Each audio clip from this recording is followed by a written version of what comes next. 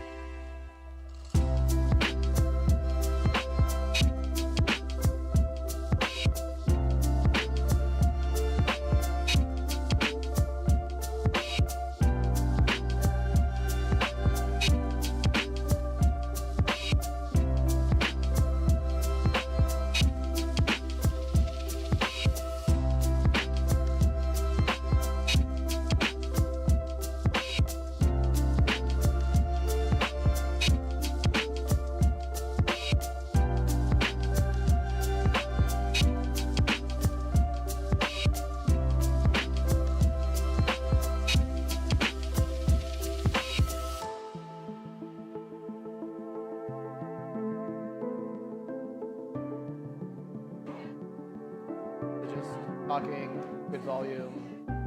Hello, everyone. We're about to start our talk. Super exciting. Jonathan's checking the audio. I look like I'm talking at Windows. All cool. It's all good. I'm just talking. Check 1, 2, 3.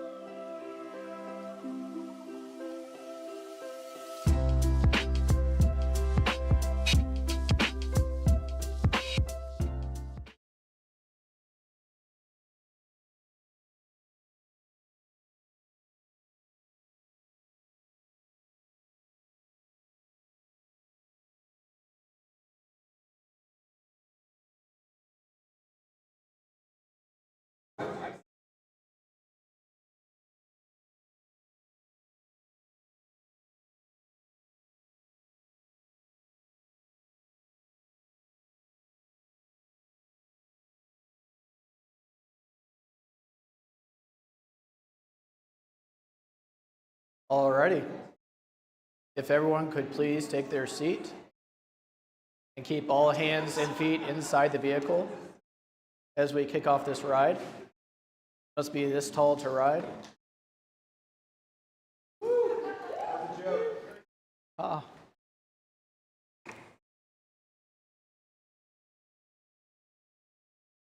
Alrighty, so tonight we've got a quick talk by myself. I'm going to kick it off to Marco after that to give a little bit of testimony, and then we'll have some time for discussion questions. Today we're talking about Late Have I Loved You, the journey to God through truth, goodness, and beauty. This is going to have particular focus on the spirituality and the conversion of St. Augustine. And so we're really going to kind of dive deep into what do we mean by these three concepts of truth, beauty, and goodness? Where did they come from? Why is it these three? What do they mean to our spirituality and to our faith? And to do so, we have to go through a little bit of a history lesson. But before that, I wanted to say how appropriate it was that we're talking about these concepts today. And that's primarily for three reasons. The first is that we just celebrated the Trinity, the Feast of the Holy Trinity, this past Sunday. And we'll see very shortly in Augustine that he draws a parallel between the number three, the three of the Trinity, and these three, what we call transcendentals, truth, goodness, and beauty. And so it's not accidental, especially not in the theology and philosophy of Augustine, that these numbers line up. There's something foundational about reality, something foundational about our faith, something really essential about God himself that leads us to these three concepts. The other, that is kind of loud. Testing. Is that better? Check. The second is our new Pope, Pope Leo XIV. So he is an Augustinian himself. Obviously was just elected pontiff of our beautiful Roman Catholic Church. And so we're going to dive a little bit into what does it mean to follow Augustinian spirituality. And lastly, and perhaps most saliently, this is our new topic to discuss for an entire year. This is our topic for Ignite. So what that means is that over the course of the next year, we're going to be discussing truth, goodness, and beauty. And there's going to be individual nights on these Wednesday nights to discuss truth, to discuss beauty, and to discuss goodness, and how this connects to our faith, how this connects to perhaps our vocations, to the beautiful cathedrals, to the nature that we see, to apologetics to theological, philosophical, and historical truths. Right? I mean, this is an exciting topic that every single person in this room should have some input on. That doesn't mean that all of y'all are going to get up here and talk, but I do want you in the back of your mind tonight to think, hey, if I were giving a talk on one of these three concepts, which concept would I choose and why? What is my charism and what can I bring to the church? What can I share with the larger community here in John 10:10? This is a wonderful community that we obviously get so much from, but one thing that's important in this community is that we give back.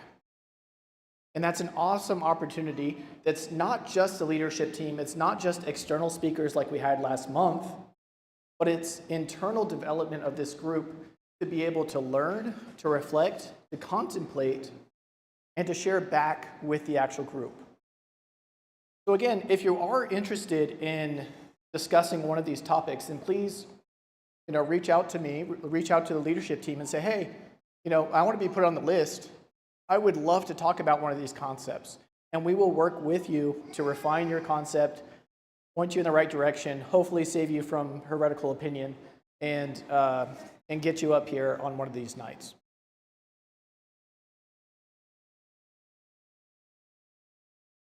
Cool. So this is something that we've already discussed, the Transcendentals. This is a fancy term that for all purposes tonight, we're just going to essentially say that this is equal to truth, goodness, and beauty. As we get further into our discussion tonight, this is going to get blown up a little bit, and we're going to make this a little bit more complex. But for now, when we hear this word transcendental, we can think it's referring to these broader concepts of truth, goodness, and beauty.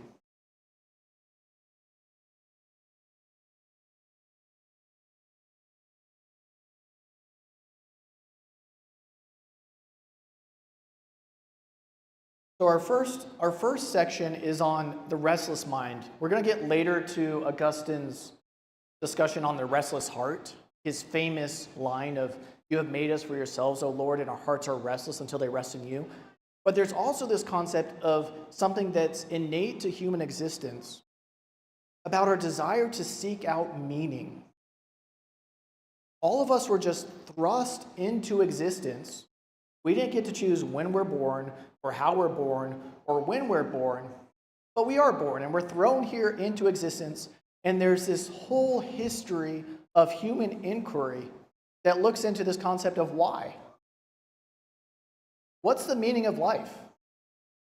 Why are we here? What's truth? Is this reality? Is what we see as complex as it gets, or is there something actually deeper here?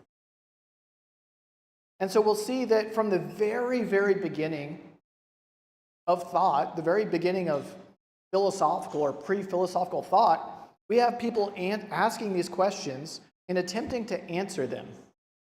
The thesis tonight is that we don't really get the full answer until we get to Christianity and we fill in certain gaps with God. That there's certain things about reality that just fundamentally don't make sense if we don't have that infinite and beautiful good. So let's dive in a little bit more. And this is a quote that I brought up last time when I was discussing on faith and reason. So you can kind of read this yourself. But the idea, again, is that God has made our intellects to reflect on Him, to reflect on His creation. It's a sign of God Himself. So let's jump into a little bit more of some of these answers and why they fall short. So let's go all the way back to some pre-Socratic, right? And so we've got two thinkers here. We've got Heraclitus, who says, you know what? It gets really annoying. Everything in the world just seems to be changing. The moment that you understand something, it seems to be different, right? You can't step in the same river twice, because the you that steps in the river is different, and the river itself, the water and the rocks and the wind and the elements and the fish, every little thing of that river is different. So how in the world can we say that the world has any stability in it whatsoever? Right? How can we say that we can pin down knowledge to something that's solid and foundational? So he has this one insight.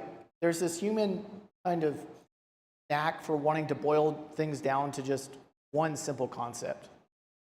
And so here he says, you know what? If we had to pick something that's primordial, that really bases everything else off of in the world, it would be fire. Because fire is eternally changing. It consumes everything that you put into it. But when you point to it, you still say, hey, that's fire. Right? So there's something about this fireness, or fire itself, that seems to say something about reality. Well, cool. Doesn't sound so absurd when you think about it like that, perhaps. But then comes Parmenides, who says, wait a second. If things are unchanging, and they're always changing, if everything is always changing, then how can we know them? How can you have knowledge about something whatsoever? And instead of finding a moderate approach, he swings all the way to the other extreme and says, hey, you know what? Being is eternal. Being is unchanging. The world of opinion, as you see it, may change. Our senses may lie to us and give us the impression that things change, but things don't really ultimately change. There's a reality out there that is just the same thing always. One fundamental thing that you'll see come much later in Anselm is this one idea that something, being, cannot come from nothing. It sounds like one of those stupid gotchas that like, ooh, guess what? Something can't come from nothing, right? But it's something that we can base a lot of our kind of philosophical inquiry from the pre-Socratics all through the scholastics and onward to this concept that there's a primacy to being that cannot come from not being. So we'll get back to the concept of being here in a little bit. But let's kind of go to a more familiar name, Plato. So Plato says, you know what? It makes a lot of sense what Heraclitus and Parmenides are trying to say here. There is a lot of change in the world. There's a lot of permanence as well. So there has to be a little bit of both. There has to be some explanation that things both change and things don't change. There has to be a world where there's opinion and sensation and thought, and also a world of just plain understanding and intelligibility.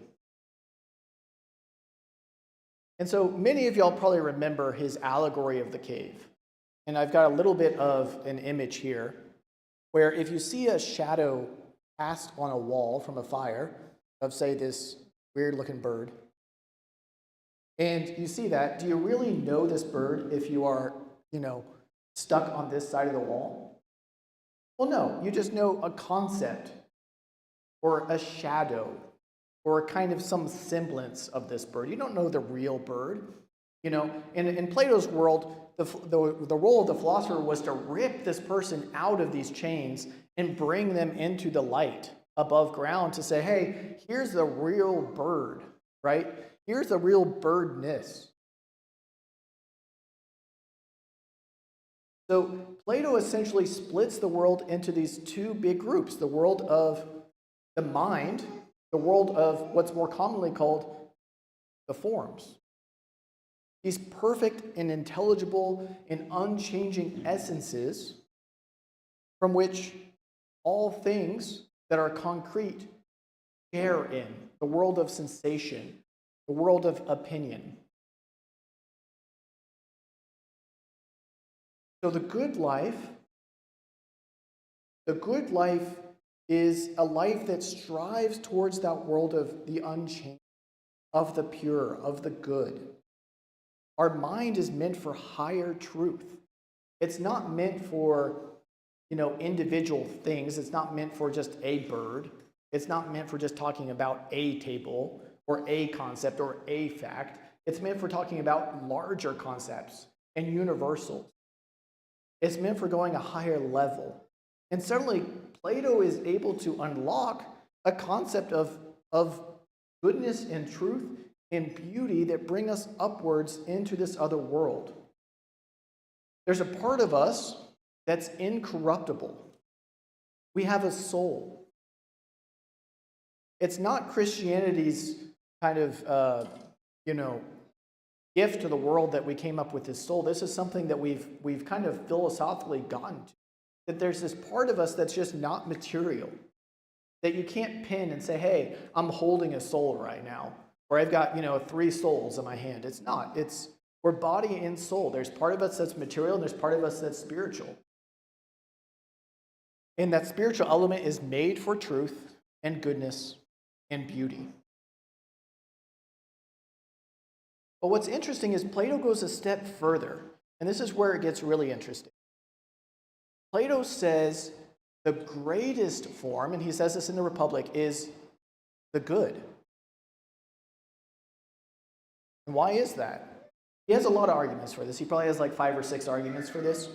I'm just going to mention maybe 1 or 2 of them. One of them is that you can't say that this form of a bird is good if it didn't share in a higher form of goodness, right? So if a form is perfect, that perfection shares in some goodness.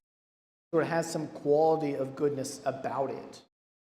If that's the case, then we can't say that goodness is just some other form. We have to say goodness is the form. It's the highest form. It's the greatest thing that there is. Right? All things are oriented towards the good. And it's important that we don't get this mixed up with a concept of moral good. We're not talking about be a good person. We're not saying don't kill someone, don't do this, don't do this. We're talking about each thing, according to its nature, doing what it was meant to do.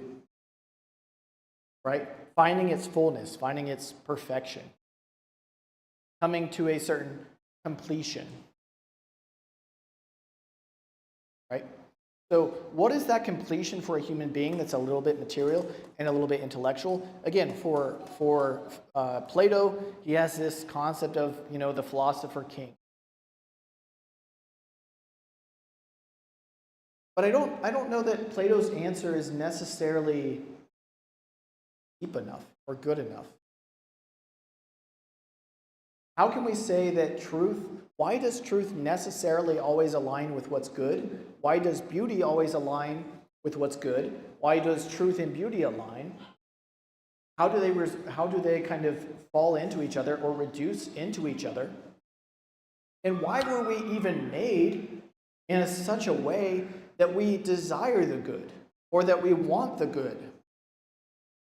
Is it just some accident that we're like set up as part material, part soul? I mean, this is like the weirdest joke in the world if this just happened by accident. So there's got to be a little bit more intelligibility to this. And there has to be a deeper understanding of truth, goodness, and beauty. Plato certainly has a wonderful conception of beauty.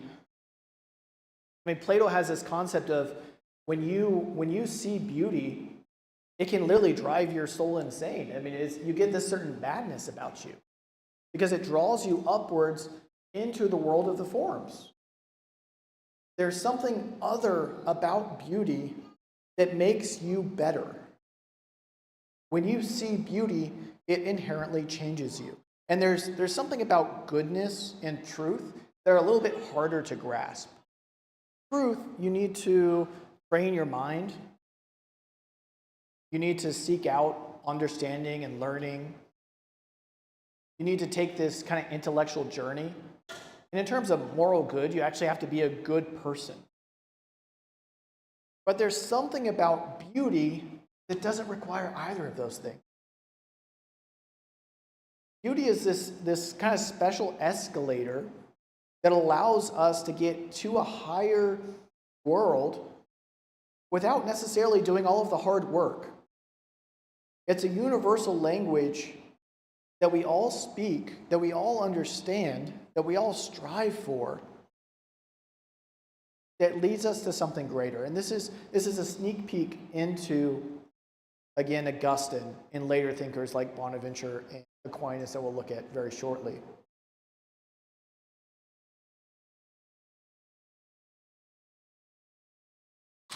So before we actually get into Augustine, there's a lot of thinkers, and we're obviously sketching through history incredibly quickly. There's another thinker that really was behind Augustine, and they're in large the Neoplatonists. So we had Plato, who was foundational to the understanding of truth, goodness, and beauty in this intelligible world. We had tons of other philosophers like Aristotle. But then we certainly had philosophers like Plotinus, who picked up right where essentially Plato left off and said, hey, Plato was really onto something, but it's not necessarily the good that's the highest form. It's the one. Right?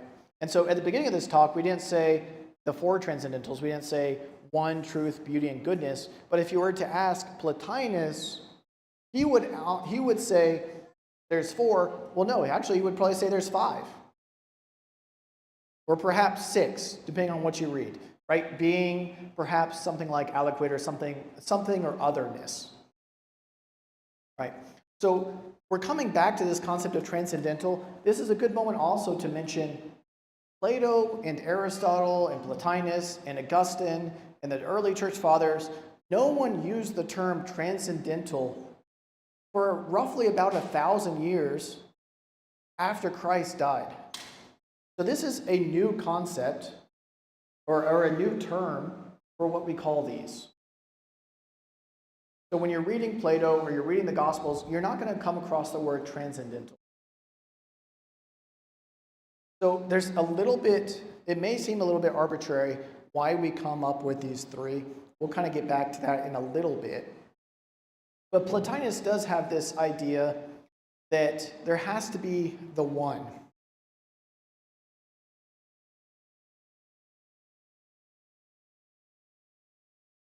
That there has to be something that's beyond being. If there's something that's good, that thing is good because it exists. We're not going to get too far into the arguments for God's, we're not going to get into them really at all, but there's the arguments for God's existence about being a simple being, right? Not being simple as in, not whatever. It simple means not composed of parts, right? So if something's composed of parts, doesn't contain perfection or fullness. So Plotinus makes this huge leap to say, one is the ultimate form, and all of the forms derive from this. Augustine is hugely, hugely, hugely inspired by the Neoplatonists. And a lot of what we're going to be discussing tonight is two things. The influence of Plato on his understanding of the Transcendentals, but also on his own conversion story. That's not necessarily just a philosophical and intellectual journey, but is the title of the second part, the cor inquietum, or the restless heart. So these are some of the most famous words probably in all of Christian literature. Great art thou, O Lord, and greatly to be praised. Great is thy power, and infinite is thy wisdom. And man desires to praise thee, for he is a part of thy creation. Still, he desires to praise thee, this man who is only a small part of thy creation. Thou hast prompted him that he should be delight to praise thee, for thou hast made us for thyself, and restless is our heart till it comes to rest. There's something about, going back to the beginning of this talk, there's something about the human condition that longs for the infinite. There's something about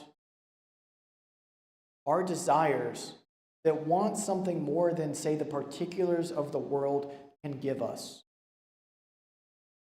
We're not necessarily satisfied with an instance of beauty. We're not satisfied by a fact, right? We can give us a fact and say, okay, that's cool, but I want truth. I want something more lasting. I want wisdom. I want the intellect to go to the deepest truth, right? I don't want just a good thing. I want goodness itself. Give me the best that there is. I mean, how lucky are we that God created the world to give us the best thing possible? He made us for himself.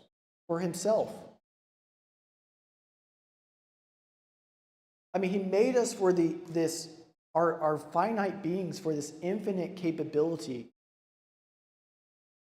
to praise him, to understand him, to live in this beatific vision. And a lot of Augustine's conversion process is not only philosophical, but it's really broken into three parts. Kind of his intellectual, his moral, and this aesthetic journey. So his intellectual journey goes through a lot of the stuff that we discussed, which is, he went away from the errors of the Manichees. He went more into Neoplatonism, but then he suddenly said, this is still not enough. There has to be something that grounds this world of the forms with the world of the particulars. It just doesn't make sense that we would be made in such a way that we can never grasp the fullness of truth or goodness or beauty. And that's when he sits in the garden and he hears those words, to take and to read, that he realizes that Christ is the perfection of that he is the Word, that he is the truth. That not only are truth, goodness, and beauty these philosophical or Platonic conceptions that are way outside our ability to grasp, but they are epitomized and brought to perfection in God. That when we talk about perfect truth, that when we talk about beauty, that when we talk about goodness, we are talking about God. And all of those things that share in these attributes share some of these properties of God.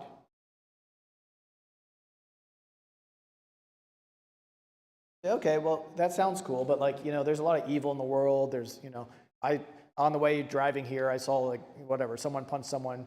Wow, how do you describe that, Well, sure. There's a little bit of a paradox of evil here, but really when we talk about, evil, we're talking about a lack of God or a privation of God or goodness. We're not talking about something that we can kind of, again, hold in our hand. It's the same way as when we talk about light, we talk about something positive, something that is the source of this light that also illuminates other things. When we talk about darkness, we're not actually talking about darkness, we're talking about that absence of the ability to see. So Augustine has this transformation from abstract philosophical concepts to this is Christ, the Word, the truth. It's not an accident that Christ literally uses those words in the New Testament. I am the way, the truth, and the life.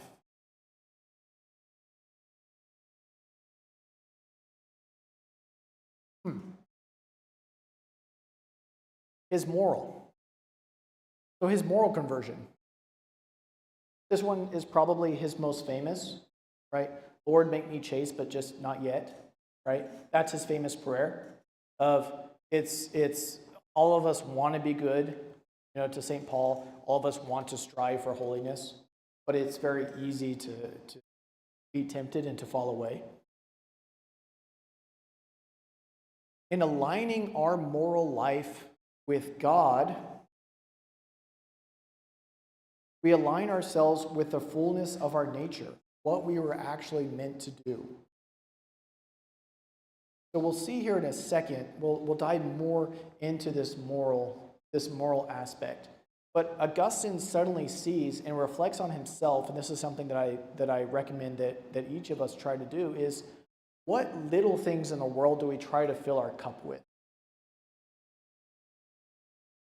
what small things seem important to us that we take time, that we take resources, that takes our focus and our stress, that we try to fill our lives with instead of God. And it makes sense because we are getting beauty, we are getting goodness, we are getting some truth.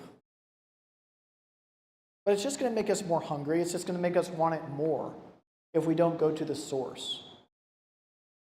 We're built, again, with this infinite reservoir for the infinite. We're finite beings with a want and a longing for the infinite, and that can only be filled with God.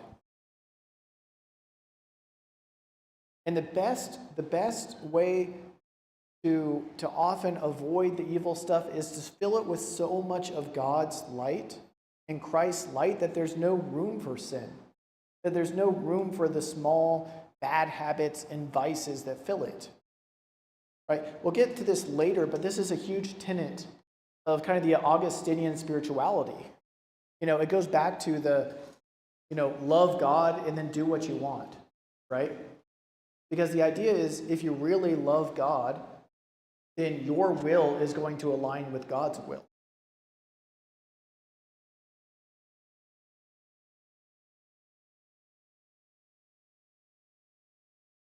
The last is the aesthetic. This one's very similar to Augustine, to the moral. But again, it's looking at particulars and not seeing their source. It's not seeing where they actually come from. So this is where the title of my talk comes from. Hopefully many of you have read this before, but if not, you are in for a treat tonight because this is probably some of the most beautiful prose that has ever been written. And I'm not talking about cool Christian writer that writes songs. I mean all of literature in the world. This is some really powerful stuff. So we're going to kind of read through this and connect this to the Transcendentals that we were just talking about. Late have I loved you, beauty so ancient and so new. Late have I loved you. Lo, you were within, but I outside, seeking there for you. And upon the shapely things you have made, I rushed headlong. I mishappened. You were with me, but I was not with you. They held me back far from you. Those things which would have no being, were they not in you? You called, shouted, broke through my deafness. You flared, blazed, banished my blindness. You lavished your fragrance. I gasped, and now I pant. I tasted you, and now I hunger and thirst. You touched me, and I burn for you.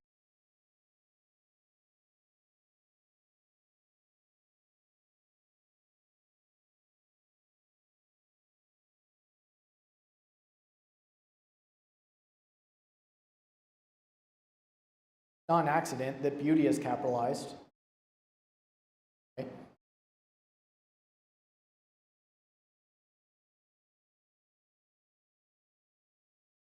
God has always been there. God has always been there.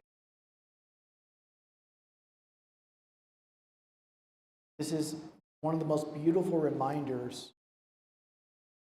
to slow down sometimes.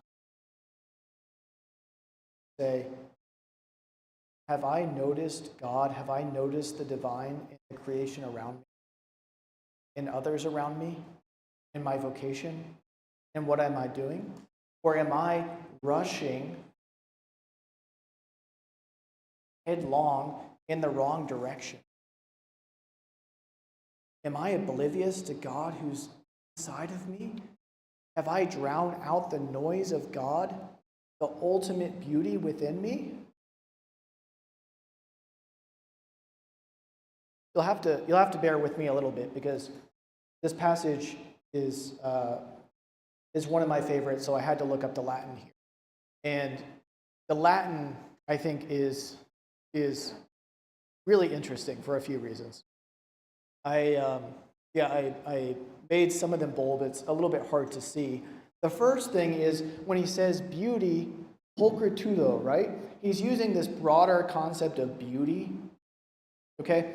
When he uses the shapely things, I don't really love this translation, and in fact, that's why I wanted to look up this Latin, because it's like, I don't know where that's coming from. That's not a great translation.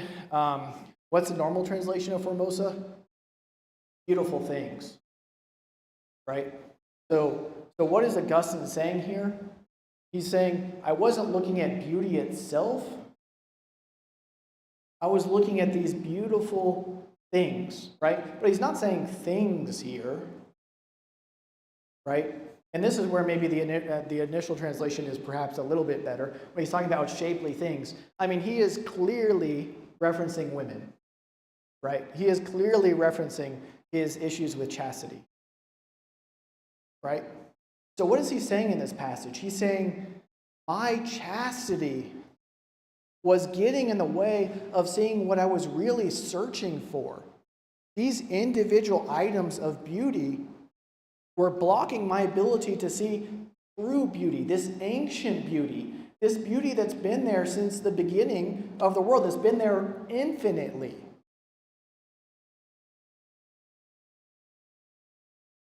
Augustine is not one to mince words. He's not one to use words lightly. I mean, Augustine was as classically trained as you could get in those days. He was a teacher, he was a speaker, he was well-read in all of the latest and the oldest stuff in the world. And so what's even more interesting is, if we look at the English, I mishappen, which I don't know what word that means, but if you look in the Latin, de formis. And that word really struck out to me. Why? Because I probably translated this 100 times, because I love this passage, but I had never looked really deeply at this word until I did this talk, and you realize formis, right? Forma, the world of the forms. What we had just talked about in Plato. That he is literally calling to mind the Platonic and Neoplatonic influences of turning away, deformed, away from the fullness and the source of that goodness. I mean, this was crazy, because I was like, there's no way that he's actually referencing this. And I looked it up. I mean, I looked in like hundreds of journals to validate that this was, actually a radical, a correct translation. And I mean, thankfully it was. I mean, this is, Burke, Burton, Petrarch. I mean, we've got tons and tons of philosophers who say this word was his intentional reading of Platonic philosophy, to say he's turning away from, again, the particulars of beauty and truth and goodness and looking at God.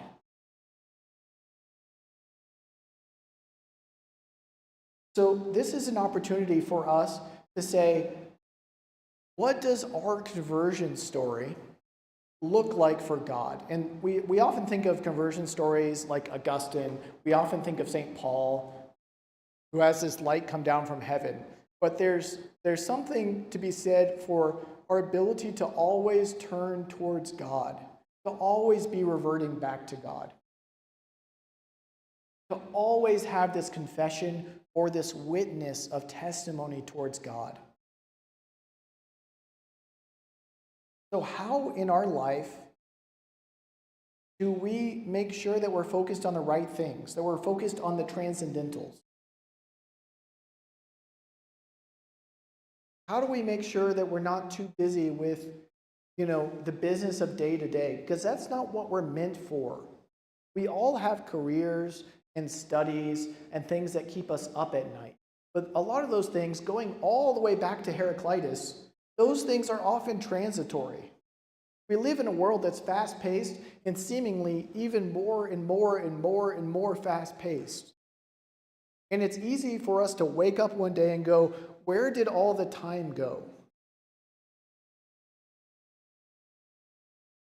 Going back to Plato, life is the world of contemplation. We're meant for something greater than just doing the day-to-day things.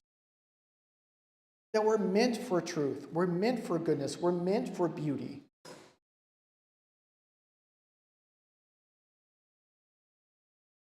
I think Augustine has some of the most beautiful and focused prose on the Transcendentals that you'll find anywhere, because it's an intellectual journey, and he is an intellect on par or above, any other thinkers probably that you could think of.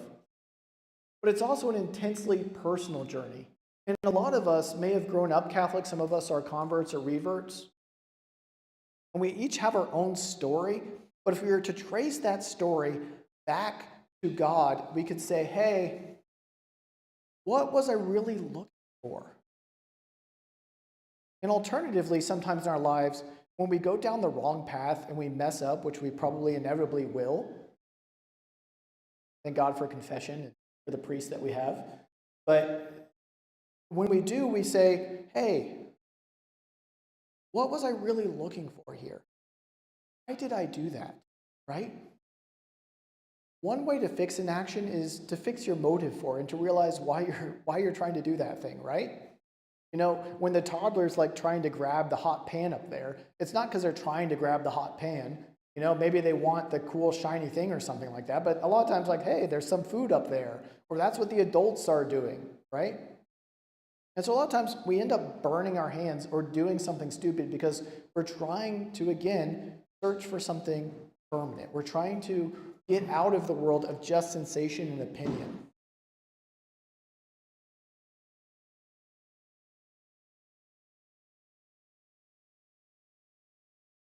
The scholastics take these concepts to a whole new level. Duns Scotus, Aquinas, Bonaventure. I'm going to probably cut, for sake of time, probably going too deeply into those tonight. But one thing I did want to point out for Aquinas is something that I think is useful for us to kind of solve some philosophical or theological issues. A lot of times what was happening, going back to the beginning of this talk, is if truth and goodness and beauty all resolve into God, then how in the world are they different? How can God be something simple, that is, one being, one thingness, without composite parts, and still at the same time have these attributes of truth and goodness? Right? It seems like a little bit of a paradox. If everything is in God and God is one thing, then how are there multiple?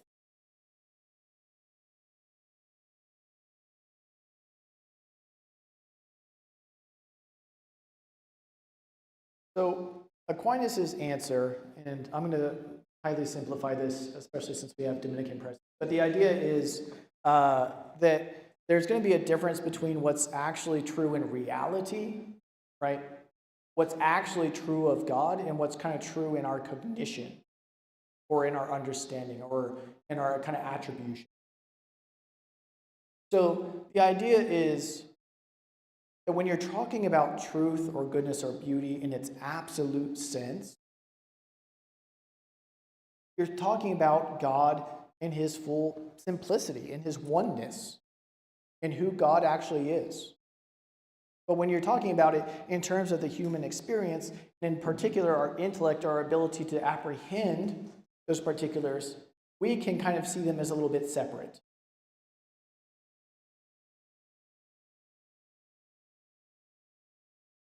Additionally, Aquinas is not necessarily going to limit his discussion of God to just these three. Aquinas is going to have the entire kind of prima pars of the Summa going into all of these different attributes of God. Right? God is simple. God is one. God is being.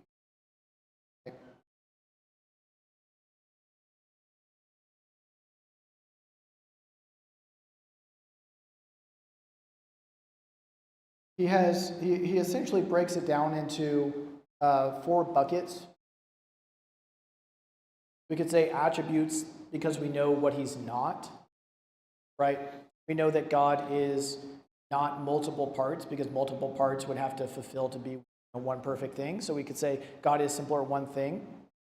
We could say that God is unchanging or immutable, that he's eternal, immense, and incorporeal.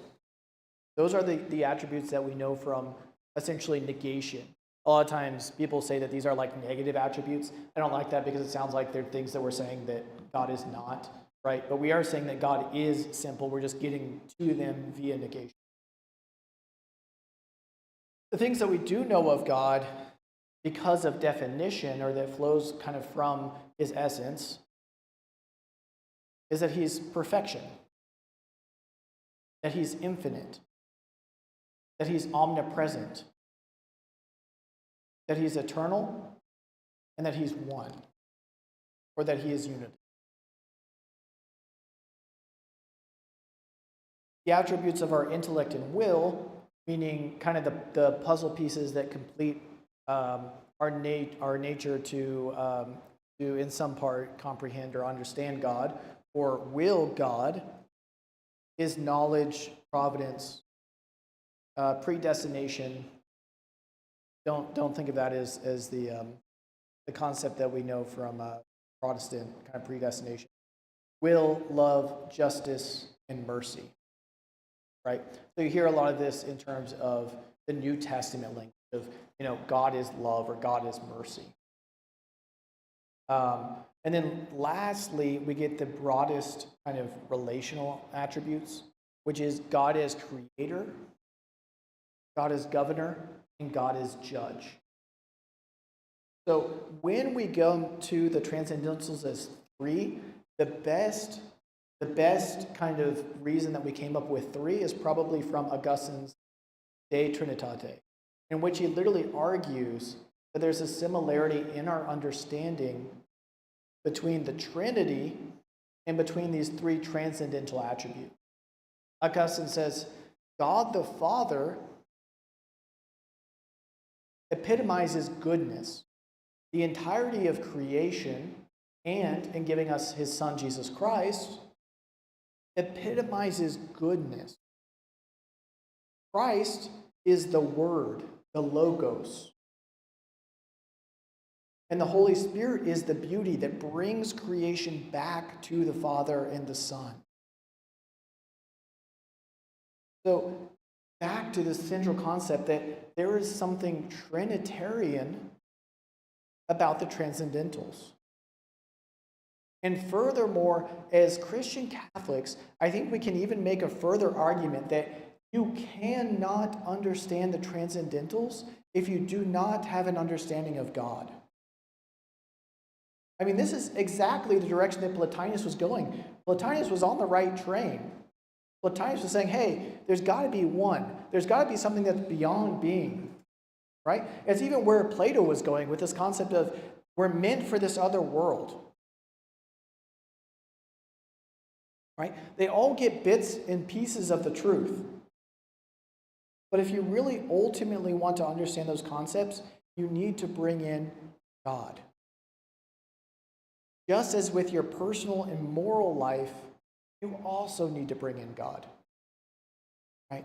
This isn't just something that's limited to your mind. It's not just something that's limited to your heart. It's not limited to your entire being.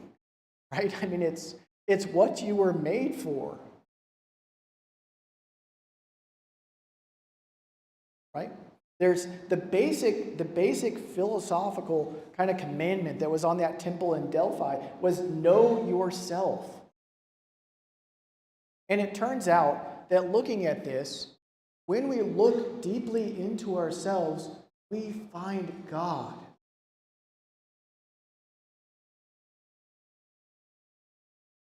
And sometimes we do this a nice way. Sometimes we find goodness in ourselves. Sometimes we find things lacking. A lot of times a lot of times we find our limitations. A lot of times we find our sin. A lot of times we find our frustrations. Even we find incomplete joy. I mean, have you ever felt that feeling of like, oh, man, like exactly what I wanted? Like, really? It? No? Like, I mean, there's even that phrase, I'm probably not going to get right now, but it's like, be careful of getting what you wish for, right?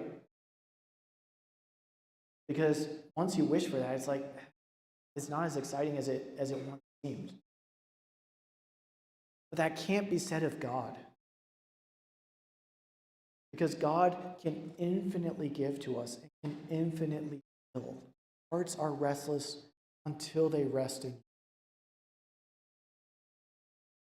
The last two things is, one, I want to point out Bonaventure. Bonaventure is, I mean, we could probably spend all night just talking about Bonaventure on all of these concepts as well. But Bonaventure has a particular view on what he calls kind of the way of beauty. Right? Going back to the concept of Plato, where he says that beauty can kind of like infect your soul with a sort of madness. It can kind of drive you crazy. Right? Bonaventure has that same insight and says, you know what? There's something about beauty that doesn't necessarily need as much participation as truth and goodness. Right? Now goodness gets a little bit more confusing because he can conflate that with being, and the idea of that is that everything that exists is some emanation of God's essence or esse, meaning that God exists, therefore he's holding everything in existence, right? So any moment that we're living, right, this table here, myself, my thinking, my soul, everything in the world is based on God's actual existence, right? And when we talk about an essence of a thing, we're talking about a nature of something. What is God's nature? Well, God's nature is he who just is.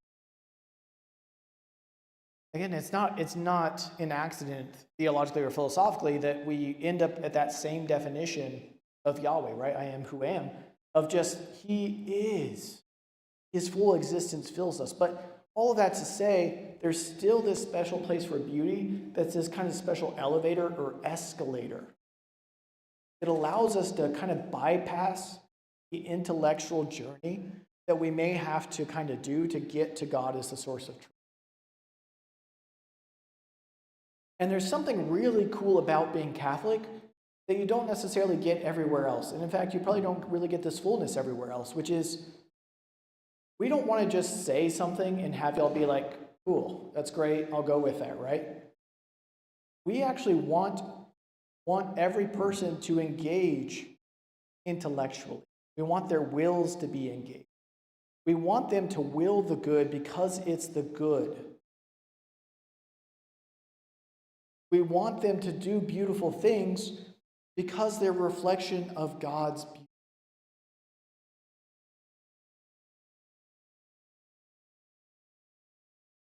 We are here on earth. It's a divine mission, and it's an honor to be able to praise God. And so in everything that we do should be a reflection of God's goodness and sharing that with others. I mean, going back to the light analogy, we're not even going to talk about the Augustine's divine illumination theory, but there's this concept of just the sun, right? Of the sun being the source of light, but that also illuminates other truths. That goes all the way back to Plato. Very much the same concept with Augustine, which is God is both the source of truth and makes everything else in the world intelligible, or actually able to be understood, right? So what that means is if we keep God on our minds, the world makes a little bit more sense. And this is a perfect transition to probably what I think is the last slide here. Augustine's spirituality. We talked a little bit about this first point. Love God and do what you want. But the second part, Christus totus, that's like the complete or all of Christ. That's like Christ in all of his different attributes. Christ as teacher, Christ as master, right? Christ as worker, Christ as savior. We're not just meant to follow Christ in one of these ways. We're meant to emulate Christ in all of those ways, because Christ wasn't some abstract concept, but is actually someone who was incarnate here on earth, became a baby, and we have this very practical template for achieving the infinite. God brought us up to himself through Christ. And so a core tenet of Augustine's spirituality is say, what is the charism that I can do in my mission to be Christ-like? Right? How am I called to be Christ-like? Does that mean that I should be a teacher? Does that mean that I should minister to the poor? Does that mean that I should be working in a parish? Right? But this isn't necessarily limited to the clergy or to the ordained. This is a universal call. There's this universal call to holiness that we are all called to do. So the Augustinians really take that to heart. The second element of the Augustinians is this interior life. I think going back to that passage of late have I loved you, you were inside of me, I was not in you. It's very clear to, like, are we listening for the voice of God? Do we hear God's voice? And this often doesn't sound like, hey, I'm talking to you, do you hear me? Right? God isn't always so clear. But we guarantee that if you give God the time and the space, that he will reach out to you, right? Or worst case, like Jonah, that if you're walking in the wrong direction, that he has a whale kind of swallow you up and spit you out where you're supposed to be, right?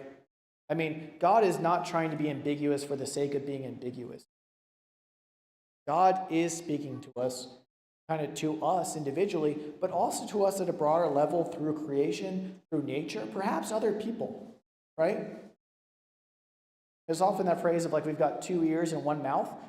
Being able to listen twice as much as we send noise out, I mean, that's critical for understanding all of those honestly not all that hidden, kind of message of God.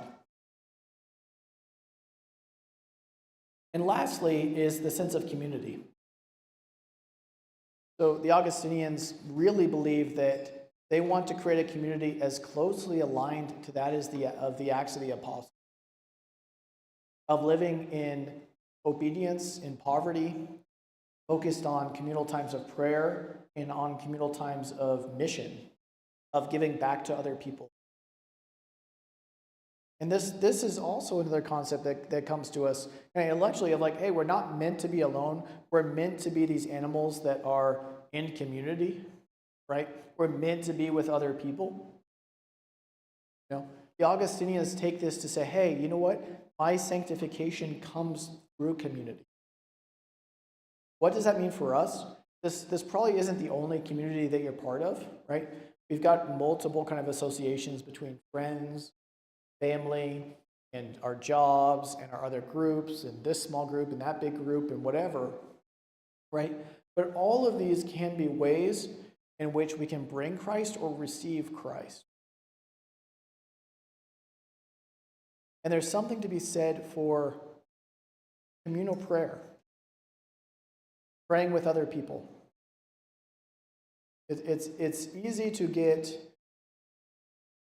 kind of that Catholic tendency to recite kind of those rote prayers of the Hail Mary and the Our Father and do it kind of privately and be dodgy about, I don't want to say a prayer off the top of my heart, but sometimes that's authentic prayer.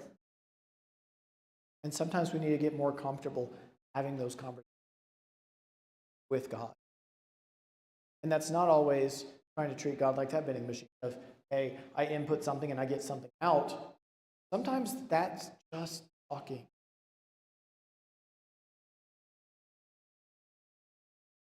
I think one of the most perfect prayers, and the prayer that Christ gave us himself, was the Our Father.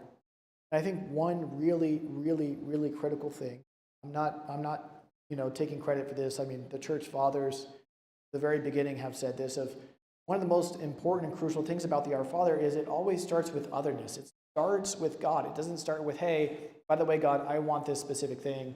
Cool, goodbye. Right? It's our Father who art in heaven. Hallowed be thy name. It starts with our very defined mission. Our restless heart is meant for praising God, and that's exactly how that prayer starts. Right? Thy kingdom come. Thy will be done on earth as it is in heaven. Right? The kingdom of heaven is among you. If you are loving God and doing as you will, your will is already aligned with God at this point. So I think it's a beautiful testament to the rules of St. Augustine that he wrote in the 4th century. To be clear, the order wasn't officially became the Augustinian until I think 12th or 13th century. There's about 3,000 members around the world, including Pope Leo. But I think that this is a great template for us to recall just one of the most important church fathers, and one that I think that we can all kind of relate to a lot of falling and stumbling. And a lot of times we have this conception too in the confessions of like Augustine converted, right? But the confessions, I mean, man, did he struggle, right? It's like not till book 12 or something that he actually like takes the Bible and reads. Like how much of that book is him struggling with heresy? How much of that book is him just looking for the wrong thing? How much of our lives have we spent looking for the wrong stuff as well?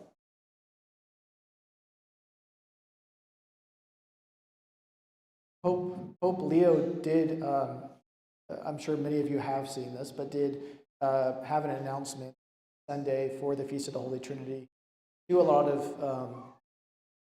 of faithful in the White Sox Park. And one of the things he did bring up was this restless heart. And he literally called out and said, hey, young people and young adults, right? Look inside yourselves and look for this longing, and you will find it. He says, don't be perturbed by it. Don't get upset about it, because it's a good thing. It is a good thing to yearn. Right? Christ even says this, like, I'm going to spit out the lukewarm, right? Or another way of saying this is the opposite of love is not hate. A lot of times it's indifference. Right? So if we're really on fire for Christ, we can take a look at that longing and say, hey, what is this longing saying about ourselves? What does it say about our eternal and divine destiny? So I recommend reading the Confessions and a lot of Augustine's work if you haven't, and reflecting on the 3 Transcendentals. We're going to have a full, fun, kind of packed year of really diving deep into these.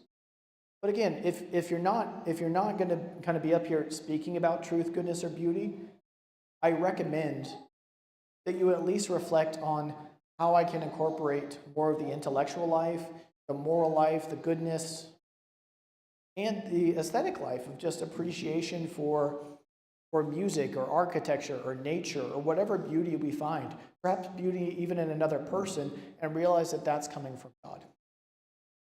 With that, I will close and hand it off to Marco for some testimony.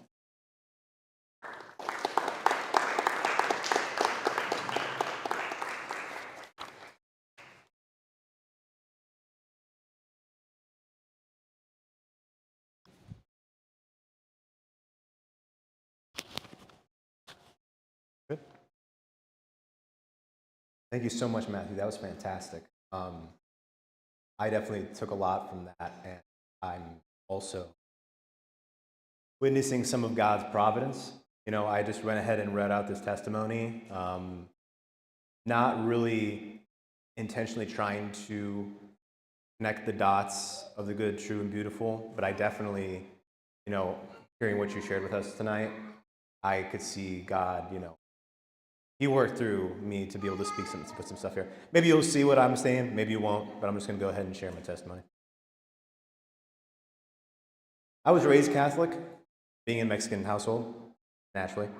But like many, it was very much cultural. We were brought to Mass maybe every other week, maybe. And of course, went through the sacraments because that's just what you did. It was a final echo of a culture in which everyone went to church and no one asked questions. We didn't really thoroughly understand or live out what we allegedly believed. Thankfully, I did have a childlike faith in God as a child. I remember believing, when I was scared going to bed at night, I would hold this crucifix that one night I accidentally broke, but I would still keep it in my bed. And I remember my mom telling me that as long as you, had that with you, God would protect you. And I actually believed that. I had a childlike faith with God at the time. Unfortunately, this didn't last that long. As a child, as a teenager of melancholic temperament, I naturally began to ask a lot of questions and wasn't met with many answers from my peers, parents, or my priest's homilies. At the same time, I was bombarded with a lot of answers and alternative views from the secular, anti-Christian world of the 2000s, when the new atheists were apparently winning. I started to pull away since I felt that Christianity didn't have the answers I was looking for. It didn't help that all the parishes in my area, Northwest Indiana, were all built in the 60s. So there wasn't much beauty or truth to witness there, in my experience. The final nail in the coffin was actually during my confirmation process. I've told this to more than a few of y'all. It felt like really a cultural joke at the time. A box to tick without really any real explanation. Just a well-meaning, God please bless her, whoever her name is, a volunteer mom who couldn't control the class clown in the classroom in the basement of our parish when we were going through the class and going through confirmation class. This was when I, like millions, left not just the church, but faith. My life quickly became very hedonistic, nihilistic after I left. I sought pleasure in all the wrong places. Drunkenness, getting stoned, pornography, vandalism. Not being able to part with my spiritual nature, I also ran to other forms of thought like New Age, spirituality, horoscopes, man, so cringe era of mine, and other occult practices. I sought pleasure via superficial relationships with women, perhaps more than anything. But being justifiably rejected almost all the time, and having no true virtue or love from God to stand on, I always felt completely devastated, falling into despair and suicidal thoughts. This general summary really defined my college years.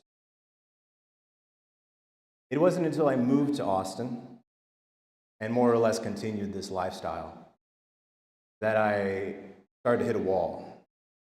I realized that perhaps, maybe, just maybe, I was doing something wrong. At the time, I wasn't thinking about it from a moral perspective, but more structural. Maybe there were just some rules or just more structure in my life that I needed to create to make my life better. My YouTube algorithm began exposing me to more conservative thought leaders of the time. I was extremely left-wing at the time and a very liberal, as you might imagine. The one that stood out most to me at the time was Jordan Peterson. I went ahead and read his 12 Rules for Life, and it was the first time someone was able to present the objective value of the Christian narrative in a way that a secular person could respect, and it didn't just appeal to biblical authority. It didn't just say, well, the Bible says this, so obviously this is true. Well, it doesn't really work for people who don't believe the Bible really means anything. So it was very refreshing. It didn't just bring me to, it didn't just, try to preach at me. It actually tried to present something very objective, which was very refreshing. This led me to a novel idea. Maybe going to church would be a good idea. Looking back, I providentially found a non-denominational church on Instagram and started going. Long story short, my cousin, he made a post that he got baptized at this church, like literally right after I read the book. Very, obviously providential. And they just happened to have one down here that they just started. So I was like, oh, okay, I'll go check it out. And of course, looking back, I know it wasn't and isn't the church Christ founded and didn't include the pinnacle of our faith, Blessed Sacrament, the Eucharist. But God was meeting me where I was. It was indeed what I needed. I still had a lot of baggage with the Catholic Church. All I needed was to hear more of God's word, who he was, and being around people who were seeking him too, the secular world. For the first time in a long time, I knew who God was. I felt peace. One day, as Sarah, my wife over there, we were dating at the time, one day she was going to Mass, I decided to join her, sort of on a whim. While it felt nostalgic, it also reminded me of the same drab and uninspired Masses from home. But then a few months later, I lost my job first time. Not due to layoffs, not due to downsizing. No, it was because they did not approve my job. They didn't feel that up to the task. Let me go. And it absolutely crushed me. My pride was shattered and I suffered deeply. It was while in that pain, going to Mass, that it began to truly feel like home. I grew so much closer to Jesus as I suffered alongside him. I saw for the first time that there is so much beauty to witness in the midst of carrying your cross willingly and with love. This realization was further solidified when I watched The Passion for the first time. I always say this to my friends, and I'm sure you guys have heard this, say this a couple times, especially in men's group. The crucifix, I just love it. I love the crucifix. It's right here. Thanks be to God. It is the most terrifying, but the most beautiful symbol in the entire universe. That right there is the way, the truth, and the life. Today, my life is night and day compared to. Once I had my first positive experience with clergy at the age of 27, during our sacramental marriage prep, my feelings changed a lot. And then once I heard of J1010, realizing that young Catholics actually existed and prioritized being in community with them, my faith further blossomed. I was exposed to the vast depth, richness, church theology, liturgical life, art, architecture. I began to live in a community that truly wanted to live out their faith, support each other, and learn from each other. It's when you embrace what is true, good, beautiful, and you're continually exposed. You can't help but see the lies and ugliness of the world more clearly. And it's challenging. It's challenging when it first started. You start to, again, you're exposed to what is good, true, and beautiful, and then you start to look in the world and you see what very much is not. But it's essential. It's essential to choose and pursue what's real. My journey has shown me that true joy and fulfillment are found in Christ, even when it calls for heavy burden. I wouldn't trade it for anything. Thanks, y'all.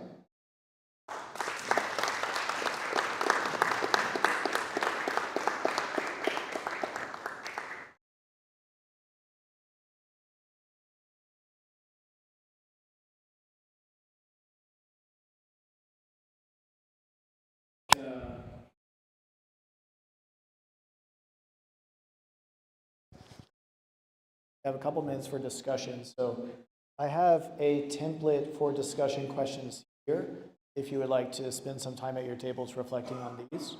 But obviously with the beautiful testimony of Marco, as well as what you know from Augustine and kind of spirituality, or St. Augustine himself, or from kind of the Transcendentals, feel free to kind of discuss those for say 5-10 minutes, and we'll kind of head out. But yeah, thank you everyone for coming out today. And again, if there is interest in giving one of these talks, please do reach out to me, even if it's, you're not going to be ready next month or 2 months or 3 months. We can slot you in 7 months from now, and it's good to know that you're interested and to make sure that we can get you on the calendar. So I really do want to hear all the experiences that y'all have or thoughts that y'all have on the Transcendentals. I'll also say that there really are 2 ways to help here. You can either kind of give the Ignite kind of the first part, which is the part I kind of did tonight, which is more of kind of discursive thought, or you can give testimony like Marco did, and both are hugely important. One kind of tells us more of the what, and the other kind of tells us the how and the why, all of that stuff. So again, both are hugely important, and there's lots to slot in. Thanks again, everyone.